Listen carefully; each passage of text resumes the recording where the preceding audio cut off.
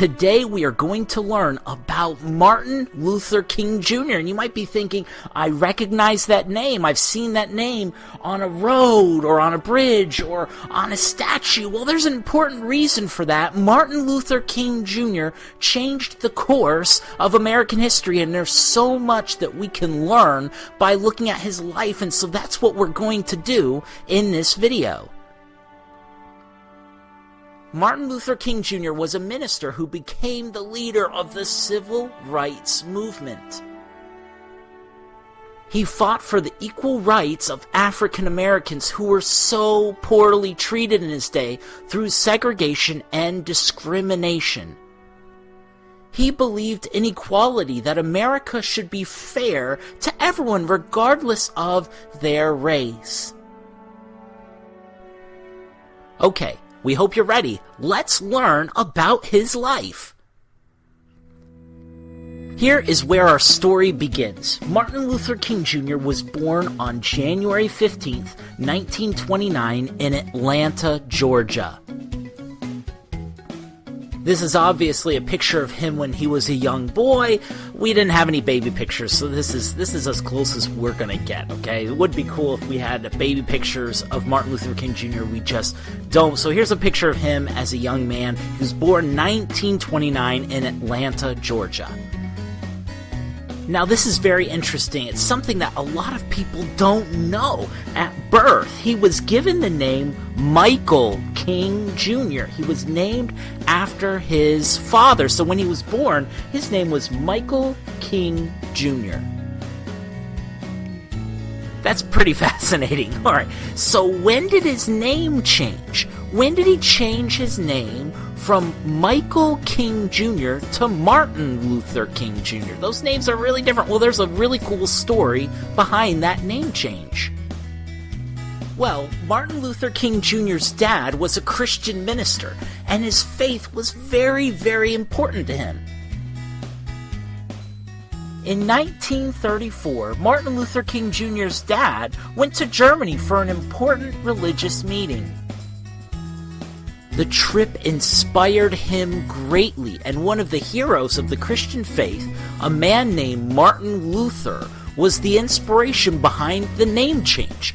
Martin Luther King's dad changed both his name and young Michael King Jr.'s name as well, so he became known as Martin Luther King Jr., the same as we know him today. He was named after the Christian reformer Martin Luther.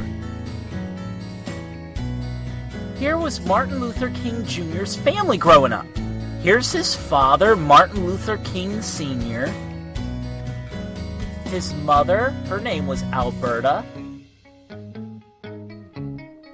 his grandmother, Jenny, his little brother, Alfred,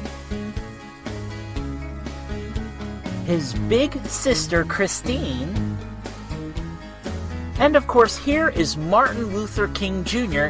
as a kid. And this is his family. Isn't that amazing? Now this is cool. Young Martin loved to sing. His mother was a choir director and would have Martin travel with her and sing. He was very gifted. Do you enjoy music and do you enjoy singing? Okay. The King family lived in this home. Martin learned from a young age about faith and standing up for what you believe in. It was in this house that Martin grew up and learned all the values he carried throughout his life. Then, as a teenager, Martin attended Booker T. Washington High School. He was known for being a gifted speaker and was part of the school's debate team. He was so gifted that in his junior year, he won a speech contest in Dublin, Georgia. But on his way back to Atlanta, he was forced to stand up during the bus ride just because he was an African American. It was so unfair. He later said it was the angriest he had ever been. You see, African Americans suffered discrimination. They were treated poorly simply because of the color of their skin. And if that sounds really unfair, that's because it is. This man and this boy, they're having to stand during the bus ride, and it's not fair. And this is something that needed to change because discrimination is wrong. Part of the discrimination against African Americans was something called segregation. Segregation means separated by race. When Martin Luther King Jr. was growing up, this was a big part of the culture. African Americans had to use their own schools, their own trains, their own theaters, sometimes even their own hospitals, their own restrooms, their own libraries, their own lunch counters, all kinds of things. And it was not fair because the ones they had to use were usually not as nice. And the only reason they weren't allowed to use the other one was because of their race. Now, after high school, Martin Luther King Jr. continued his education, getting degrees at Morehouse College, Crozer Theological Seminary, and finally getting his doctorate at Boston University. He studied to be a minister. A doctorate, also known as a PhD, is the highest educational degree you can receive. That means Martin Luther King Jr. got the highest educational degree you can possibly receive. That is so incredible. He loved education. His formal title became Dr. Martin Luther King Jr. And even though doctor's in front of his name, it doesn't mean that he was a medical doctor. It means that he got his doctorate or his PhD. And for the rest of this video, we're going to be simply shortening that to Dr. King. It was around this time that Dr. King started his own family, marrying Coretta Scott and having their first child the same year he received his doctorate. The King family had 4 children. Yeah, Dr. King had 4 kids. And this is awesome. After he got his doctorate, Dr. King began his life's work of fighting for equality. Dr. King was inspired by the example of Mahatma Gandhi. You can see him right here. Mahatma Gandhi was a civil rights leader who lived here in the country of India.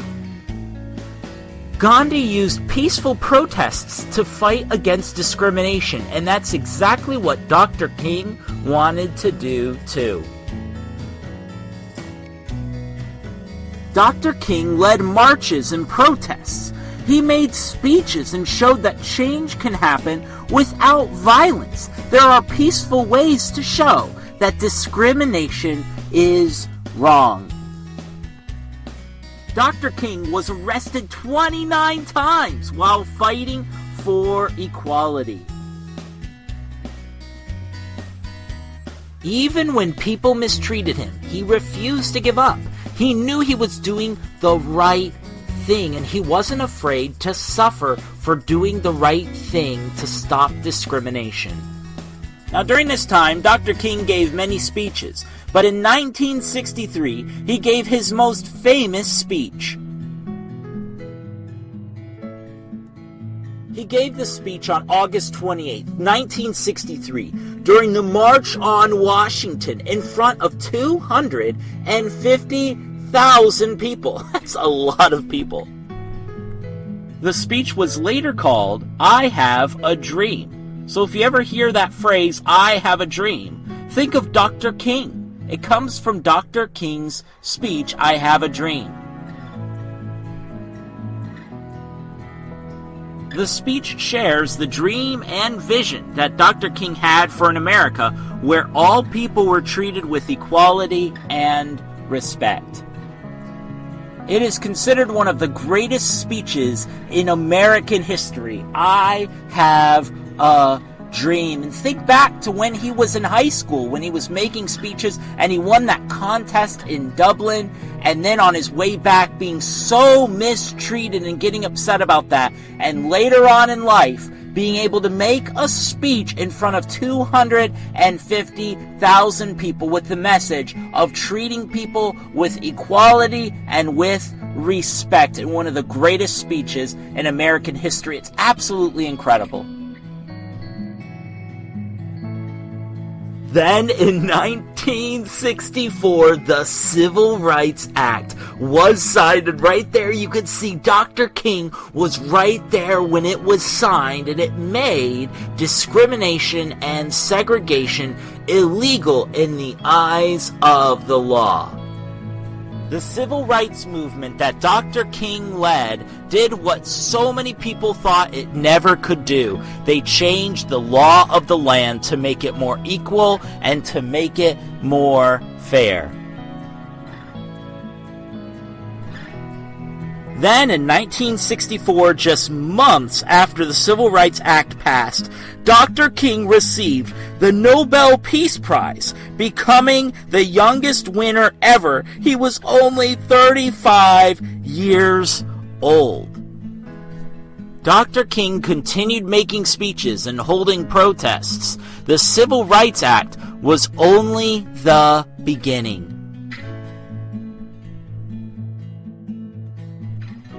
But on April 4th, 1968, while staying in the Lorraine Motel in Memphis, Tennessee, Dr. King was shot and killed by someone who was trying to stop his message.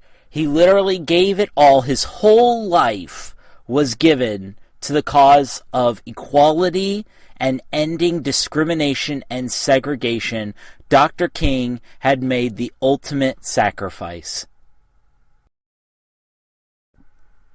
The man that killed Dr. King tried to stop his message, but Dr. King's message could not be stopped. This was just the beginning.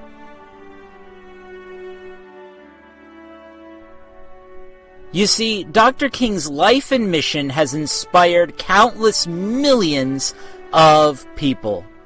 And this is awesome. The Lorraine Motel was later transformed into the National Civil Rights Museum, a place that you can visit and learn even more about the message of equality and civil rights.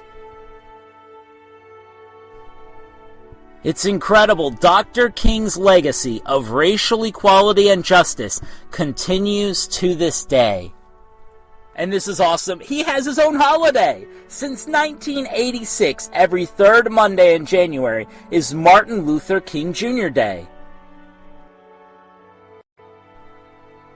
We celebrate the life and legacy of a man who gave it all to fight for racial equality.